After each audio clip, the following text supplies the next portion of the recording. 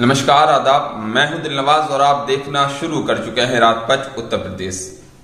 बरेली में आईएमसी के राष्ट्रीय अध्यक्ष मौलाना तौकीर रजा खान ने कहा कि देश में दो तरह के कानून चल रहे हैं, एक मुसलमानों के लिए है और दूसरा हिंदुओं के लिए।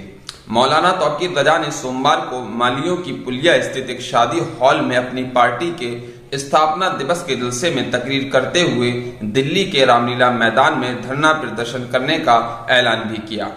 उन्होंने कहा कि देश के अंदर तलाक और जमीन जायदाद के लिए मुस्लिम पर्सन लॉ लागू है, लेकिन कानून के हिसाब से फैसले नहीं हो रहे हैं। मुसलमानों के साथ जुल्म ज्यादती हो रही है और प्रधानमंत्री खामोश हैं।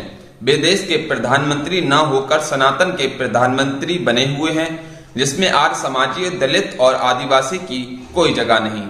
उन्होंने कहा कि तमाम जुल्म और ज्यादती के खिलाफ अब कोई ज्ञापन नहीं दिया जाएगा। ये बहुत हो गया, इसका कोई नतीजा नहीं निकला, अब जवाब दिया जाएगा। मौजूदा हालात का जिक्र करते हुए उन्होंने बिन किसी का नाम लिए कहा कि नबी पाक की शान में गुस्ताखी हो रही है, लिंचिंग हो रही है, ये सब सरकार की सरपरस्ती में हो रहा है। मुस्लिम इसलिए खामोश है कि वह अपने मुल्क हिंदुस्तान में अमन चाहता है। आईएमसी अध्यक्ष मौलाना तौकीर रजा ने दशहरे के बाद दिल्ली में धरना प्रदर्शन करने का ऐलान किया है।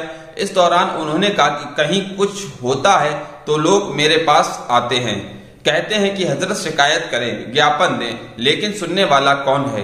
इतने ज्ञापन धरने दे दिए, कहीं कोई कार्रवाई नहीं हुई। अब कोई ज्ञापन नहीं दिया जाएगा, सीधा जवाब दिया जाएगा। आगे कहा भी दिल्ली में रामलीला में दशहरा मेले के आयोजन की तैयारी चल रही है। उनकी कई खानगाहों व संगठनों में से बातचीत भी चल रही है। दशहरे के बाद बैठक कर एक तारीख मुकर्रर की जाएगी। उस तारीख पर सिर्फ बरेली का नहीं बल्कि पूरे मुल्क का मुसलमान दिल्ली पहुंचेगा। उन्होंने कहा कि गोली चलाओ, लाठी चलाओ, लेकिन दिल्ली में धरना प्रदर्शन होकर रहेगा। बरेली वालों, जब तुम दिल्ली के लिए निकलो तो अमनो अमान के साथ निकलना। हुजूम ऐसा होना चाहिए कि दिल्ली से बरेली तक सड़क जाम रहे। इसी तरह दूसरे क्षेत्रों का भी मुसलमान दिल्ली पहुंचेगा, उनसे भी इसी तरह की अपील की जाएगी। उन्होंने ये भी कहा कि बिना माहौल खराब किए शांतिपूर्ण तरीके से हमें अपना विरोध जताना है। उसके बाद देखते हैं कि पैगंबर मोहम्मद की शान में गुस्ताखी करने वाले कैसे आजाद घूमते हैं।